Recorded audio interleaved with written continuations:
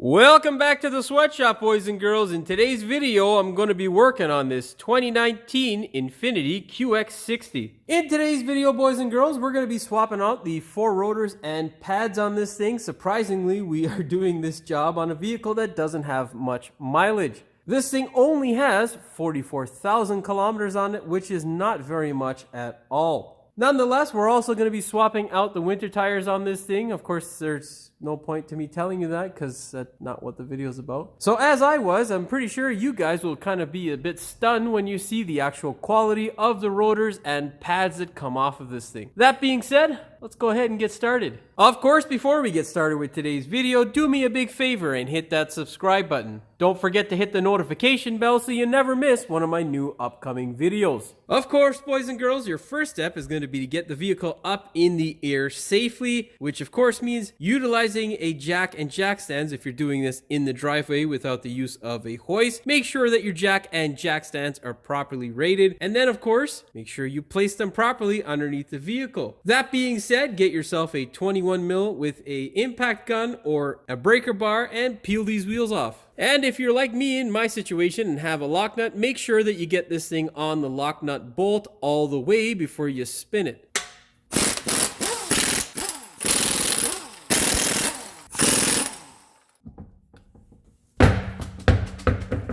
Maybe a bit hard to see on camera, but there is quite the rust ridge over here, and there's not much pad life left on this thing. Now, of course, with your wheel out of the way, your next step is going to be to remove your caliper. So what you're going to need is a 17 mil socket.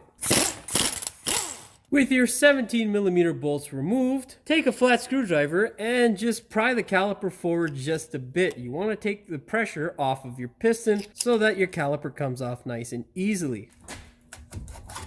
Don't leave it hanging like that. What you want to do is get a bungee cord and secure this thing to the strut or put it on top of the rotor and strut assembly like so. Of course, don't leave it like that. Definitely secure it because if it falls, you can damage your brake hose. With your caliper out of the way, your next step is to get the bracket off. You'll need a 22 millimeter socket to do so. Thankfully, the rust is holding everything together. Now, boys and girls, you'll see exactly what it is that I am stunned about when I pull the caliper bracket off. Just have a look at the rotor. This is a stock rotor from the factory. This comes from Nissan Infiniti. This thing has 44,000 kilometers on it. It is in really rough shape. In my experience as a mechanic, it's not very common that you see them looking like this after only 44,000 kilometers. Now, of course, anything is possible, but in my experience, this is just crappy quality. Surprisingly, I've seen a lot of manufacturers who have rotors that look like this after a relatively short period of time. So yeah, maybe it's a sign of things to come from manufacturers so they can cut costs and make vehicles cheaper. Anyhow, you can also see here that we barely have any pad life left, if any at all. As you can see, this one is completely done. We have no more pad life left on this pad. We still have a bit on this one. Wonderful. Our pad's seized in place. It just makes my job harder. Next step, pull the rotor off and see what's on the hub for you to clean. Standard amount of crap. A bit excessive for 44,000, but hey, here's a better look at the rotor, boys and girls. Yeah. Grade A quality, baby. Yeah. Now, let's go and do the same to the back. Well, boys and girls, as you can see in the back of the Nissan, it is a bit more complicated. It is not the brightest of designs. No, the engineering team at Infiniti Nissan decided to engineer this portion of the vehicle the same way that the company is currently being run financially, which is almost into ruins. This is one of the reasons why I don't recommend Nissan Infiniti products. Stupid designs like this. What are you belly aching about, Jimmy? Well, let me tell you, boys and girls. This here, boys and girls, appears to be a bolt. No, it is not, boys and girls. Let me tell you, my friends. Nissan had the bright idea of putting in a guide pin. Of course, this guide pin is not this long so that you can slide it out. No. It's this long here, spanning almost the full length of the caliper bracket. So, what would we do if we were Nissan engineers? Why, we would take a suspension piece and put it right right in the center of the guide bolt. And not only that, boys and girls, if you really want to get an A+ on your piece of junk design for Nissan Infiniti, you're not only going to hinder this bolt coming out, but you're going to do the same thing to the caliper bolt. Oh yes, boys and girls, this, my friends, is stupid engineering by car companies that just makes no goddamn sense. It is just stupid. Nonetheless, we can get it apart. So you'll need a 14mm wrench and a 19mm wrench to tackle these two bolts here. You'll also need a bit of willpower. Okay, boys and girls, now that you see the stupid design that we have to deal with on some vehicles, I'll go ahead and show you how we get past this kind of crap. Loosen it up, of course. As you're loosening it, you will see the rubber boot start to twist. If it doesn't release like it just did, what you're going to do is grab it and release it by just twisting it back and forth, because you don't want to rip your rubber. That always leads to complications that you don't want. Twist this guy back as far as it will go. Make sure that the threaded portion is fully released. Then you can go ahead and do the top bolt. Fully remove the top guide pin and place it in a safe place. Place it somewhere where it's not going to collect all kinds of dirt. With your guide pin removed, take your flat screwdriver and pry your caliper forward just a bit. Then you can slide it down like so. Now what we're going to do is get our 19mm wrench and remove these two guys here. But with this one at the bottom, you only want to crack it loose with the wrench so that you can back it off just a bit. Now, of course, because of Nissan's wonderful design, we can't continue to crank here. We want to separate our box end of our ratcheting wrench off of the bolt. That way we don't get caught between the suspension and the bolt. Get an open-end wrench if you cannot twist this off by hand. Yeah, get an open-end wrench if you're in the Rust Belt, because it ain't coming off.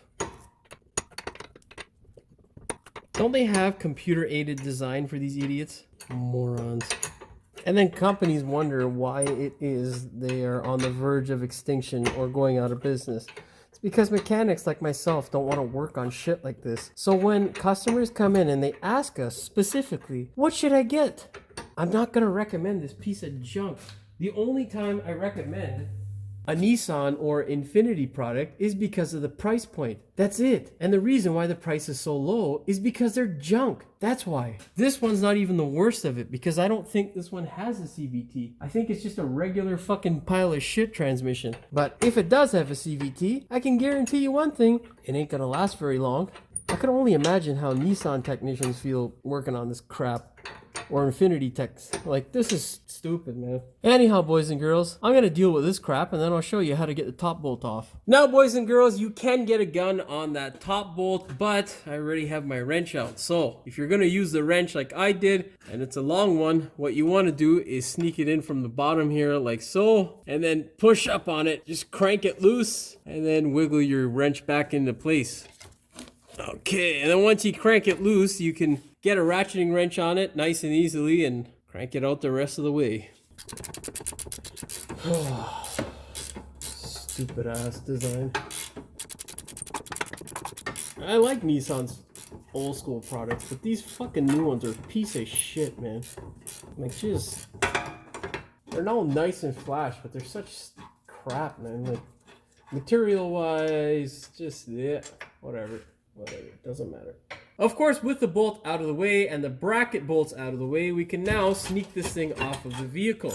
With that done, we can remove our pin. That way we can service the stupid thing. Now, very important, boys and girls, there is a difference between the two pins, so don't mix them up. Your next step is to yank the rotor off. What you want to do before you try to yank your rotor off is to make sure that this guy here is close to the adjuster. Luckily, I know where the adjuster is on this thing. Usually, majority of the time, they're down at the bottom here, but I know that's where the cable runs in for this piece of junk. So the adjuster is going to be on the other side.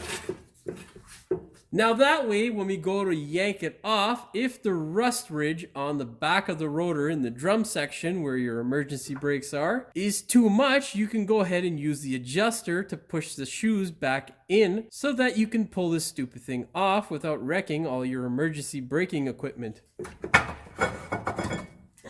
Well, Thank you, God. That piece of junk came off nice and easily. Now, boys and girls, our next step is to go ahead and clean up our hubs. Luckily, I have been spraying this thing since it was brand new. That's why these CV nuts look brand new. Yes, that white layer of grease is white lithium grease that I tell you guys to spray on in almost every single video. This is a perfect example of why it is that we do that specific process. It's to keep the stuff nice and rust-free like this is here. There's not much to do on these hubs. Cars that I don't maintain from brand new generally don't look like this. The rust sometimes is comparable to some of the rust that you see on the rotor that I showed you in the earlier clip. It's rather distressing to most technicians, but this little spray can keep you from a world of headache if you are planning on keeping your car. These aren't the worst vehicles in the world, but it's stupid little things like this that are missed by technicians that make your life quite a bit harder. Now, it's literally going to take me probably 2 to 3 minutes to clean this hub up, as opposed to 4 to 5 times that amount of time if there's excessive amounts of rust on it. The reason why it is that we clean the rust off the hub is so that the rotor will sit nice and flat. Of course, if it doesn't sit nice and flat on the hub, you could potentially send your customer away with a car that's going to give them a vibration, and you don't want the headache of that or an angry customer. So take the time to do these steps so that you don't end up with a headache. Of course, the tool of choice to do this sort of thing is usually a wire cup like this that will get past the studs so that I can grind in the back here. You also want to be small enough to get in between the two studs in this section here. This is a relatively simple process, but if there's an excessive amount of rust, make sure you employ the use of your safety equipment. That means safety goggles, hearing protection, and lung protection, boys and girls, because cancer and the rest of them diseases that come with smelling all that rust and crap isn't any fun.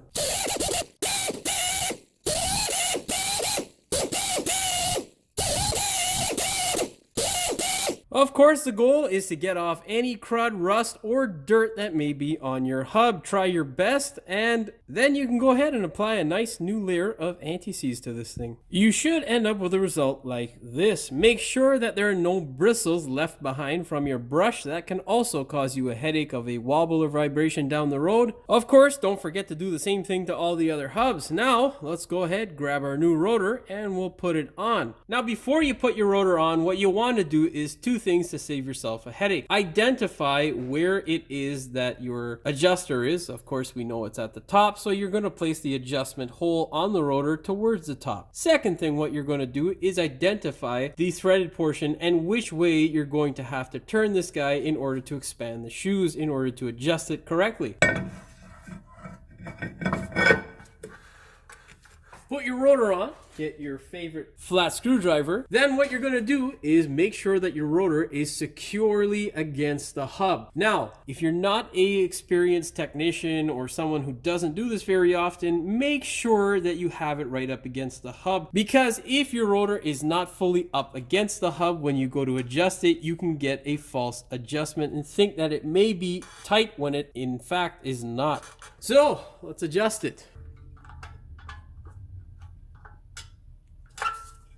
It's very hard to adjust it with the camera in the way, boys and girls, so what I'm going to do is move the camera off to the side. Stick your screwdriver in there and then just push down on the adjuster, or whichever way is needed for yours. Periodically, what you want to do is move the rotor like so to make sure that it is free or not free. If it gets a little bit tight, your rotor should also not move. Now what you want to do is move it back 2 flicks of your screwdriver, and that should be enough for it to be free. That's 1.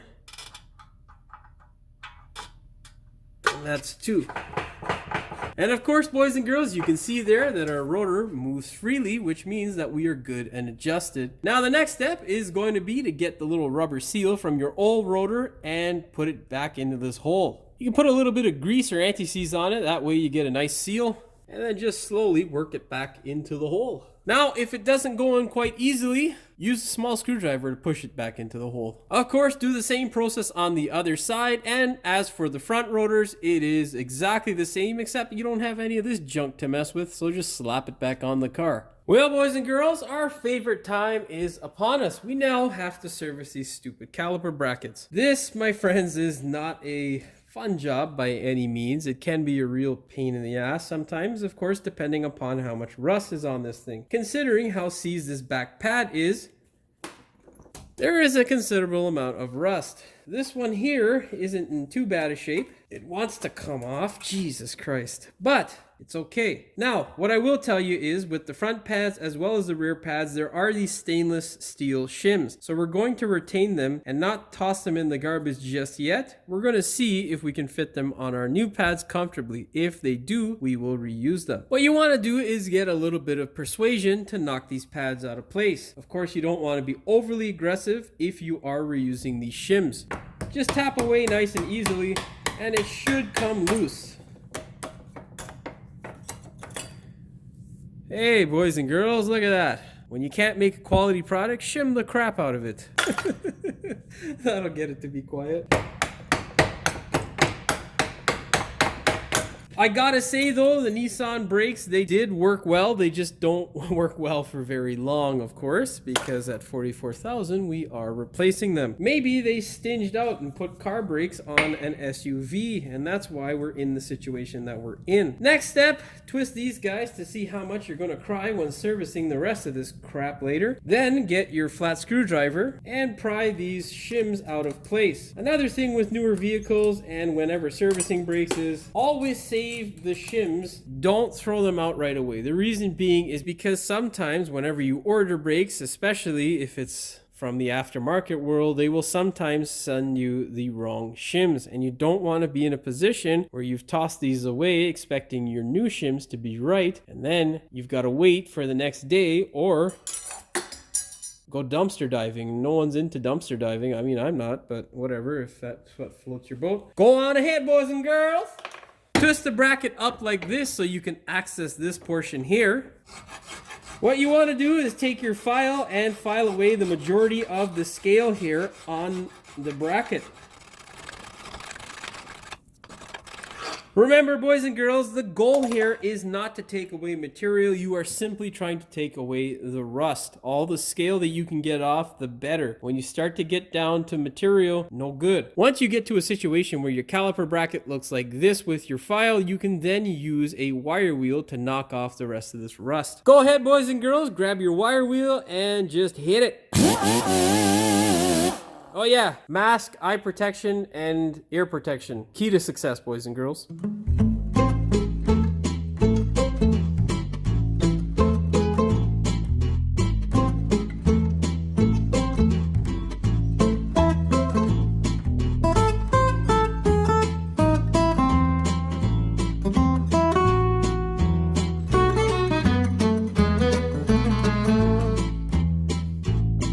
Now, boys and girls, you should end up with a result like this, a rust-free cavity that can receive your paint or zinc primer. Now, all you have to do is sit there and do the rest of the caliper brackets and make them look like that. That's what I'm gonna do, boys and girls. So I will see you back in like a half an hour or 45 minutes.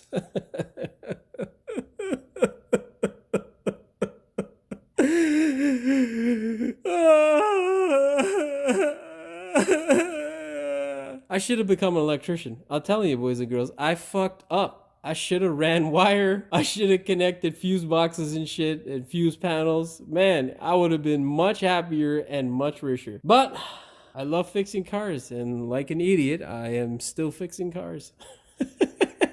What to do. Okay, boys and girls, we'll see you back. Of course, when you end up with a result like this on all your calipers, boys and girls, what you want to do is protect that result. Use some zinc well-through primer in order to do so, or some brush-on paint. Any sort of paint really will help the material to stop rusting. Of course, before you go ahead and apply your well-through primer, what you want to do is shake it well. 100%, the right feels a lot better. Of course, employ the use of your mask so that your lungs don't get filled up with this stuff, and then go ahead and give it a spray. Remember, boys and girls, we're just trying to coat this area for functionality. We don't care about the rest of the caliper. Of course, if this is your vehicle at home and you do care about the looks, it doesn't hurt to spray the rest of the caliper bracket down with this zinc primer. That being said, boys and girls, let this thing dry for about 10 minutes. If you're using the zinc primer and if you're using paint, read the back of the can to see how long it'll take you, and then we can go ahead and apply our new shims and grease this thing up. Now, of course, boys and girls, once you have sprayed all your caliper brackets, you want to make sure that you have a good brake grease on hand so that you can lubricate these things. What we need to do is get a good brake grease, and we need to make sure that we don't mix up our calipers or our sliders. Now, as you'll remember, there was a difference for the rear caliper bracket, and you need to put those sliders back into the right holes. The guide pins can't be mixed up, because if they are, that could potentially cause you a noise. That being said, what we need to do is take these ones out, wipe off the old grease. So I'll show you on the front caliper how to do this process, and then I'll show you how to put on the clips. Now, boys and girls, what you want to do is grab your guide pins like so, twist them to make sure that they're loose, and then separate the rubber from them. Pull the guide pin all the way out. When you pull it out, make sure you take note if there's a rubber on the guide pin or not. Specifically, you want to make sure that this guy goes back into this hole, because if you mix it up, like I said in the previous clip, you could potentially end up with a noise or some sort of weird vibration. Do the same to the other side, and then grab a cloth and wipe all of this old grease off. Then what you're going to do is take your grease and douse this area of the boot here with quite a bit of grease. That way it'll make a nice seal around this end here of the actual slider or guide pin. Then put a healthy dose of grease on it. It's kind of tricky. You don't want to have so much that the thing won't go in, and you don't want to have so little that it dries up by the next service. What I like to do is put a good gob of it on the top there, kind of like some sort of grease hat. Then what you want to do is slide it into the bore. You then want to coat this area of the slider really well. You can douse this pretty good, and you shouldn't have an issue sliding it in. With it doused really well, push it into place. Of course, you're not done yet. As you can see, there is quite a bit of air there. So what you want to do is pull up on the boot, allowing the air to escape. And now, boys and girls, this slider is ready to go back into service. With this side here, it is much the same process. Wipe off all the old grease, apply new grease, put it in the hole.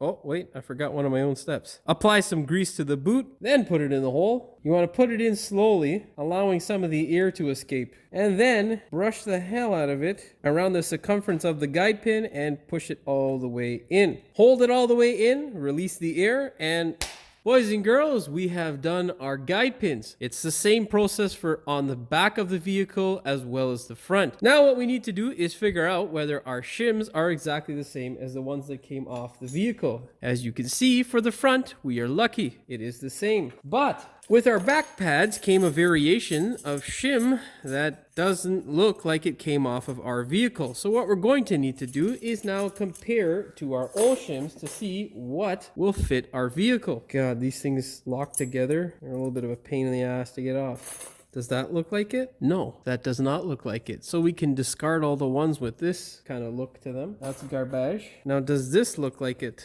I mean, we're getting hotter. That looks like it. I think that's it, boys and girls. Even though they look the same, what you want to do is thoroughly inspect them, because if they are wrong, such a stupid little part can cause quite a bit of grief. You don't want to have a customer come back saying, hey, this piece of junk that you fixed is squealing. You don't want it to be rubbing against the rotor and causing an annoying grinding sound or any sort of thing like that. So make sure you take your time to inspect them and compare them well. Looks like we're good to go and off to the races with this one here. So once you are happy with the shims that you have and you're satisfied that they are the right ones, you can go ahead and put them into place. Now, when putting your front shims in, a lot of people make the mistake of not putting them in properly. They simply just put them into place. As you can see, that looks to be in place correctly, but it is in fact not. Essentially, what you want to do when placing this thing into place is force it on nice and gently. It shouldn't take much pressure at all. Now the key to success with these things is to make sure that this portion here of the actual shim is forced up into the caliper bracket. The reason being is a lot of times people won't do this step, and then this portion here will hit the rotor, and then this portion here won't lock or keep the thing in place, and this potentially could fall out of place, making your life a miserable hell with noises and all sorts of screeching sounds which will drive you insane. So don't make that little mistake. Now, for instance, if you put your shim in and the thing is quite loose, what you can do, you can adjust it by bending these tabs just a little bit more inward to make sure that it bites onto the caliper. You can also flatten these guys out with a vice grip and spread it out a bit more so that it will bite into the caliper as well. So that takes care of our front caliper.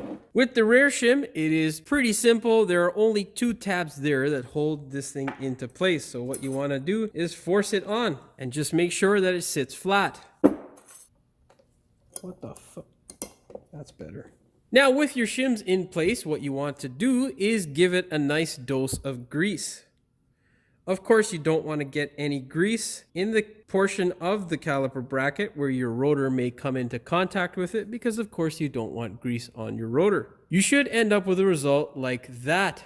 There is a healthy dose of grease there, and not so much that it's going to get all over your pads and rotor. Do the same to the opposite side and all the other caliper brackets. Now the time has come for us to see whether we're actually going to utilize those shims off of our old pads. So what we're going to do is set one of our new pads down, take our old pad and pry off the shim with a flat screwdriver. Then what we'll do is see whether it's going to sit on our new pad. And it will not, boys and girls. So these things are going to end up going into the garbage, and these guys will be our only shim. Okay, boys and girls, with all of our caliper brackets lubricated, we can now go and lubricate our hardware. Make sure you do the caliper bolts as well as the caliper bracket bolts. Give them a nice dose of anti-seize on the threaded portion of the bolt. You should end up with a result like this. Of course, make sure you complete this process for all the other hardware that you touched. I know, boys and girls, just when you think you're done, right? You think brakes are easy to do properly? No, this ain't one of them franchise big box stores that just slaps the goddamn pads in. No, boys and girls, we do it so that it lasts you more than 3 or 4 months. Now, boys and girls, before we go ahead and put our caliper back into place and our caliper bracket, what we want to do is push our caliper pistons back into the bore. Before we do this, what you want to do is get rid of any sand, crud, and crap that you can by hand, and then you can slowly work these pistons in with a vice grip. Take your vice grip and slowly push them back into the bore.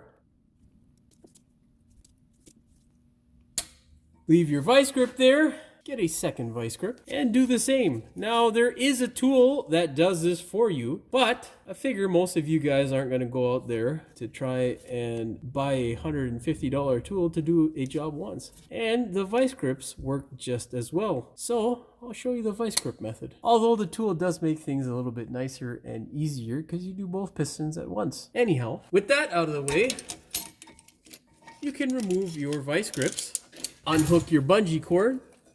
With your caliper unhooked, you can now see here that we have a little bit of surface rust. Also, this boot here has a little bit of air in it. So what we need to do is release it because the boot is sticking out farther than the actual piston. So what you want to do is very gently, let's scrape some of that dirt out of there. Now, what you want to do is very gently take a flat screwdriver and just lift up on the seal here. And you can see there how it deflated. You also want to do the same thing to the other piston here. And what you can do while you have it in this position is take your flat screwdriver and just clear off whatever dirt and crud and crap that you can get off. Now, boys and girls, what we're going to do is grind off some of this rust here, which it's pretty self-explanatory. Just grind it off. Make sure you don't hit the boot. Put a little bit of silicone on this area here if you choose to. It's not mandatory, but it will help with vibrations and other potential little headaches and condensation in the future.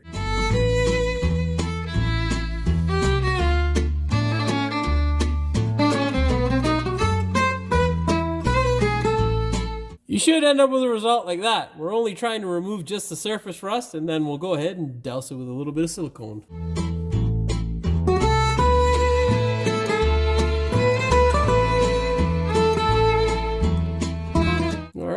Okay, boys and girls, the time has come where we can now slip our bracket into place. What I like to do is just put our anti-seize bolts into place so that we don't have to deal with the headache of finding the hole later on.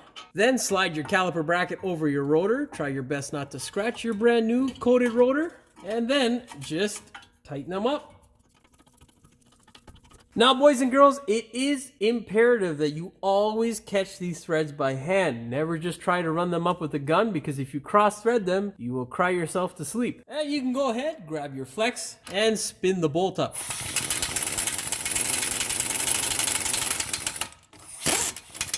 Now, grab your torque wrench and prepare to torque the hell out of this thing. Now, boys and girls, set your torque wrench to 107 foot-pounds or 144 Newton meters. Now, boys and girls, take your pads and slide them into place. This can be a bit tricky, so take your time. Then do the outside pad. Get you a better angle. So, boys and girls, the reason why this is tricky is because you have this tab here that wants to keep your pad coming out this way as you push it in. You also have this little tab here that wants to push the pad back. And you have this little guy to contend with. This guy here has to sit flat on this section of your shim. So, put that guy like this, and then twist your pad like that, and slowly work it into place. I'm going to push the pad towards the center of the hub, and then as you get it to sink into the shim, push it together on your rotor. Make sure you hold them in place and slowly let them go to make sure that your pad doesn't pop out of place. Now we can go ahead, apply a little bit of silicone to our caliper and slip it into place. Now, when placing your caliper into place, what you want to do is make sure that both of your pads are together. So, squeeze them together like this, and then slip your caliper over your pads. Like so. Now, the second important thing to make sure is that this here, your brake hose, is in a stress-free position. It has to be in the natural state that it was when you took your caliper off. A lot of times, people will twist the caliper around a couple of times, put it on, and then their brakes won't function properly because the fluid can't come through the actual brake hose. That being said, now, we can get our anti-seize bolts and put them in to secure our caliper. Of course, same as everything else, make sure you secure it by hand, twist it in. Do not use a power tool to drive these in initially, because if you cross thread them, a bad day will be upon you. Of course, once you catch the threads, you can go ahead and run them up with your gun. Now, boys and girls, go ahead and set your torque wrench to 34 foot-pounds or 45 Newton meters. Of course, we're not done yet, boys and girls. We now have to deal with the back of this junker. Of course, boys and girls, we have the wonderful task of putting this contraption back together now. Of course, it is a little bit more of a pain in the ass, and I will tell you from doing the other side that the shims that we put on didn't hold the pads very well, so I had to modify the shim just a little bit. What I ended up doing was just taking my flat screwdriver, sticking it in between the caliper bracket and the shim, and bending up like this, making the gap between here a little bit smaller. That way, when I put my pad in, it doesn't fall out. Once you do that, your next step will be to put your pads in like so. That way, if you've done the piece with the shim, or you had good shims that come with your pad, it won't fall out. Your next step, of course, is going to be to make sure that your sliders are nice and lubricated. Once they are, anti-seize here on the threaded portion and grease on the nice slippery slider portion. Put them into the respective hole that they should be in, and just thread them in a little bit. With your one slider in, what you're going to do now is take your caliper bracket assembly with the pads, slide it into the hole here, just like so, and then make sure that your pads can fit between the piston and your caliper. Then make sure as you slide it in that your finger is holding your rubber boot in place so that it doesn't get caught up on the caliper. That way it'll ensure that you don't poke a hole in it when you try to put the slider through. Then go ahead and put your slider in. Thread it in like so. Make sure you're supporting the pad so that it doesn't fall out of place. You should end up with a result like this. Now what you want to do is take this whole contraption and slide it into place. Like so. You can now take your bolt that holds your caliper and put it back into place. Make sure you don't let this washer fall off. Of course, Nissan didn't make it so that it would. They just want you to have a hard time. thread it in by hand, of course. Now you can let your caliper rest on its own. Go ahead and grab your other top bolt and thread it in by hand. Of course, you don't need gargantuan wrenches anymore. Just a regular ratchet wrench will do. Before you tighten up your bolts, push the caliper and rotor assembly ahead just a little bit so you can slip on your 19mm wrench. Then do this bolt first.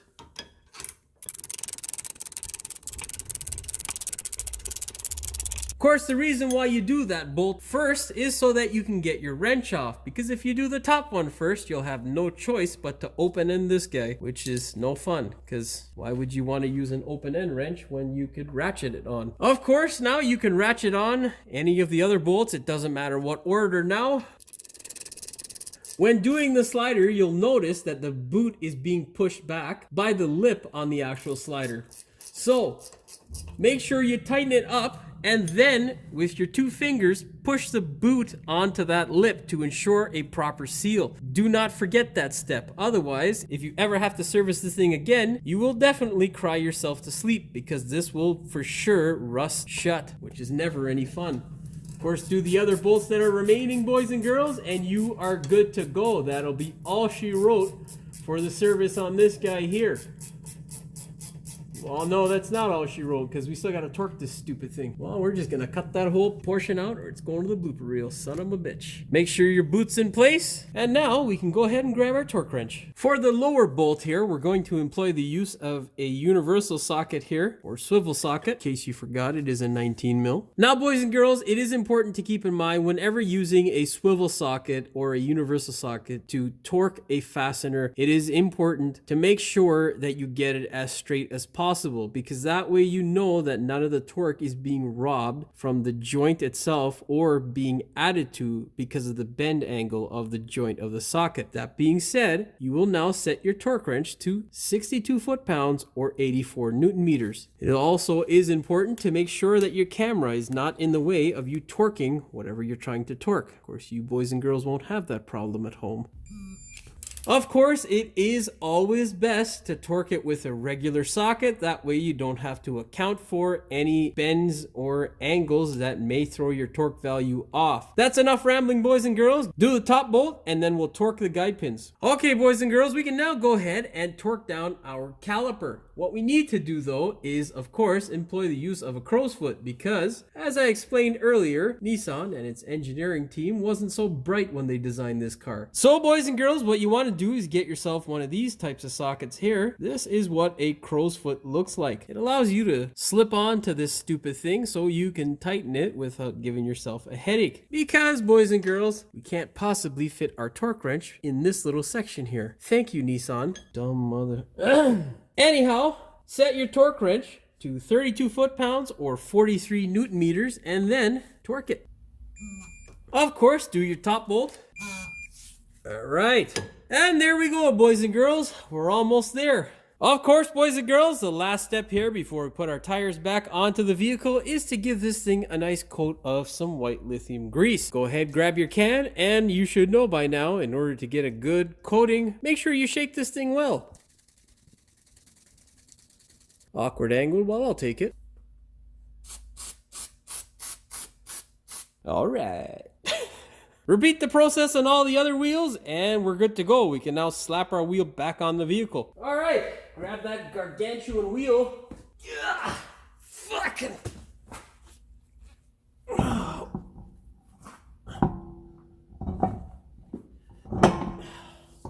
I'm getting too old for this shit. Always thread the lug nuts in by hand first.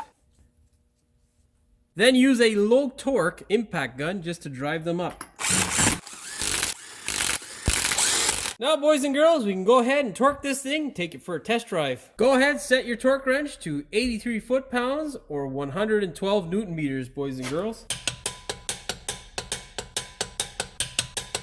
Well, boys and girls, that's pretty much all she wrote for the mechanical side of things in this video. I just wanted to ask if there are any other technicians or folks out there who are doing their original brakes from their Nissan or Infiniti product, whether they actually look like this in this kind of condition after 40,000 or 44,000 kilometers. I'm just curious to know because in my experience, brakes usually don't look like this after 44,000 kilometers or 4 years. This is excessive rusting. I know this customer takes care of his car, washes it quite a bit and whatnot, and I know that the underside of this thing isn't covered in salt. So I personally think it's just cheap material. I've seen rotors that kind of look like this on other manufacturers. There's a couple of VWs actually that I had that looked like this, and one was at like 33,000 kilometers, which was astonishing to me because the pads were also done. It wasn't just the rotors themselves. So I'd like to know if you guys have seen this sort of thing out there in the trade as well. And I'd also want to know if it's normal per se.